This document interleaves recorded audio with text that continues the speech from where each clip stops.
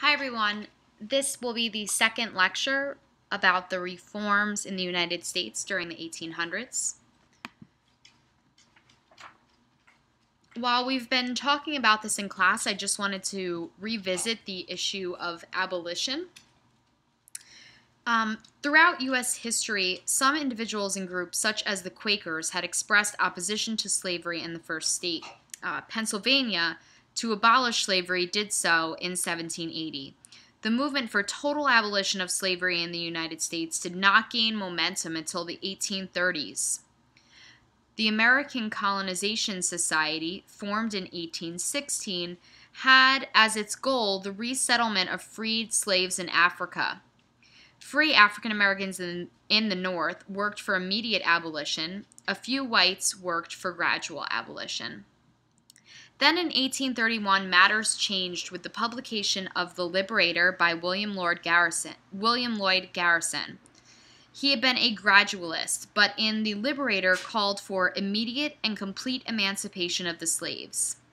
Garrison's leadership, the moral and ethical climate established by the Second Great Awakening, and the political and economic ramifications of the possible spread of slavery into the Western territories, such as Louisiana and later Texas, California, and the New Mexico Territory, combined to create a strong support for the abolitionists. Harriet Tubman is known for her efforts on the Underground Railway, and Frederick Douglass, as we've talked about, was a self-educated, articulate former slave. Both were outstanding African American leaders of the abolition movement. Feeling threatened by these publications, the Southern states seized the literature and attacked abolitionists, actions that many Northerners saw as a threat to individual civil rights. Slave owners also felt threatened by possible slave insurrections stirred up by the abolitionists. Throughout the period of slavery, there were insurrections or rebellions organized by slaves. One of the most significant was led by Nat Turner, an African-American preacher in Virginia in August of 1831. Over 50 whites were murdered and over 100 African-Americans were killed in hunting down the leaders. Nat Turner was tried and executed along with his co-leaders. In Virginia, a debate was held on the future of slavery. The idea of emancipation lost narrowly. From then on, the South was committed to maintaining the institution of slavery. Slave codes restricting slave rights were tightened, and laws were passed curbing owners' rights to emancipation. And I had mentioned this in a previous lecture, but in Congress, the gag rule was passed in 1837. It blocked the petitions of abolitionists to Congress and cut out debate in Congress on the issue of slavery. At first, the abolitionists were not united in their programs, but the activities of the pro-slavery forces, particularly in calling for the return of escaped slaves, slowly brought them together. The Compromise of 1850 attempted to reconcile the political differences between the pro- and anti-slavery forces.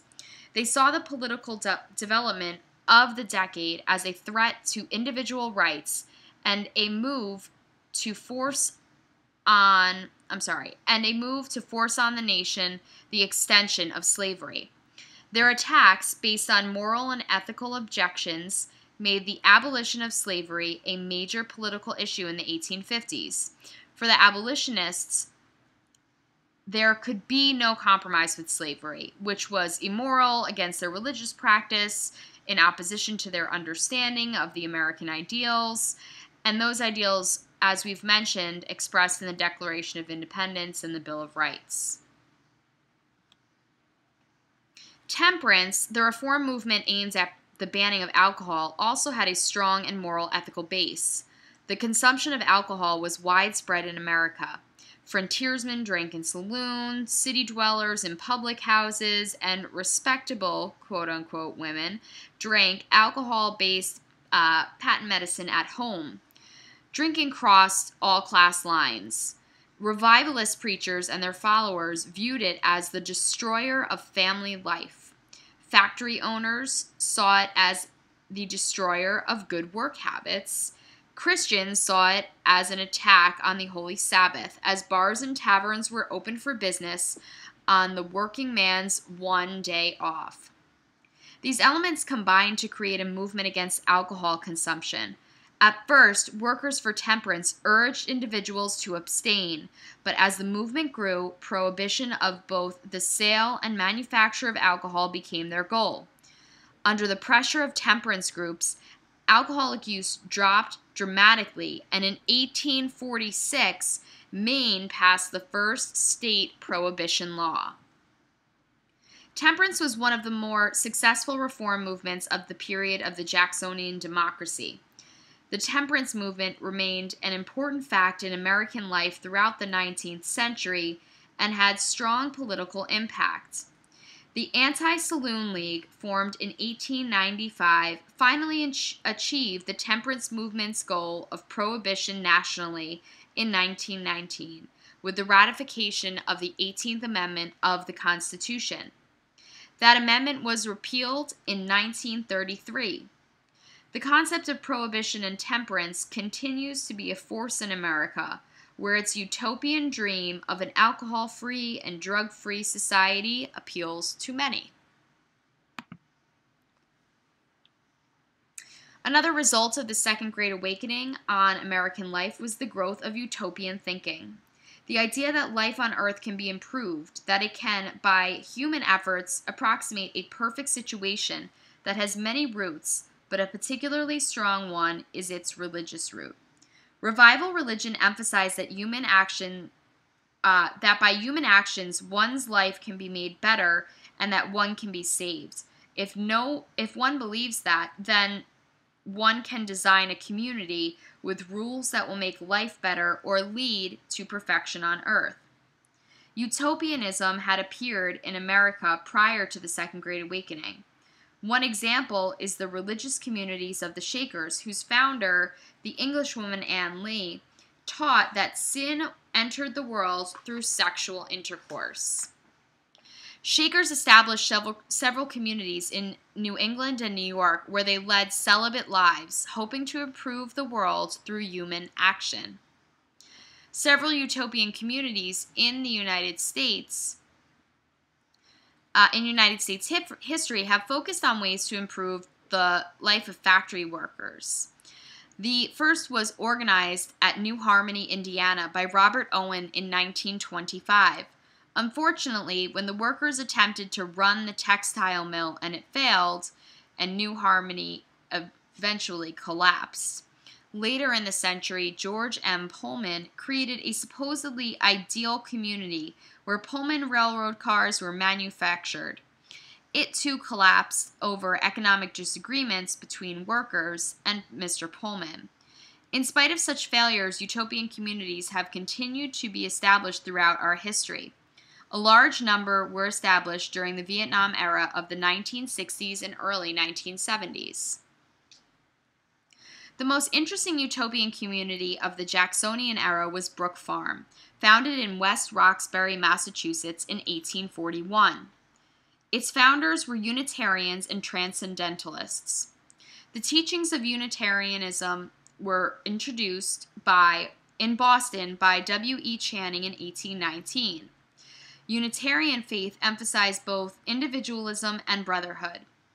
Transcendentalism was not a systematic philosophy, but transcendentalists held that each person's individual understanding of experience was unique and sacred, that humans had a divine spark and in a mystic relation to nature could discover truth. Brook Farm brought together in a community of shared work the greatest literary figures of the first 60 years of the United States history. Sharing a belief in transcendentalism, these authors, Nathaniel Hawthorne, Ralph Waldo Emerson, Henry David Thoreau, Herman Melville, Margaret Fuller, who's the editor of The Dial, the Journal of Transcendentalism, shared their ideas and farmed together. The farm experiment proved unsuccessful, but the sharing of ideas helped establish American literary traditions. The writers emphasized nature, self-reliance, and the individual. These factors form the basis of the Romantics' view of life. Romanticism had been an important element in the arts in America throughout our history and can be seen especially in painting and literature. American themes had earlier been introduced into literature by Washington Irving, whose writings include The Legend of Sleepy Hollow, and James Fenimore Cooper, The Last of the Mohicans. While few people read these early American authors today, their works had an important impact on succeeding generations. Ralph Waldo Emerson's essays reflect many of the values associated with Jacksonian democracy. Henry David Thoreau in Walden described his voluntary existence in a cabin beside Walden Pond. He emphasized the individual and nature. His comment about each man marching to his own drummer was widely quoted during the Vietnam protests. It is a strong statement for individualism and civil disobedience. Herman Melville's work, Moby Dick, published in 1851, relates to a struggle of power, of good versus evil, in the story of the obsessed sea captain, Captain Ahab, and his battle with the white whale, Moby Dick. These three authors, as well as others, reflect the society of which they were a part of. Religious works were the most popular reading. There were many popular novelists during the time, including women, who had large followings. By reading these works, the historian can gain important insights into the thought patterns of an age and learn what were the expected rules and guidelines for this behavior. The works of these early American writers all suggest the importance of the individual and the choices he or she must make. The writers accept rules of conduct that are grounded in ethical understanding, Christian, Unitarian, or transcendental. And that will be all for our lecture today. Coming up next is exciting stuff. We'll take a look at the North-South, some social changes in America, and we'll be moving on to the Civil War.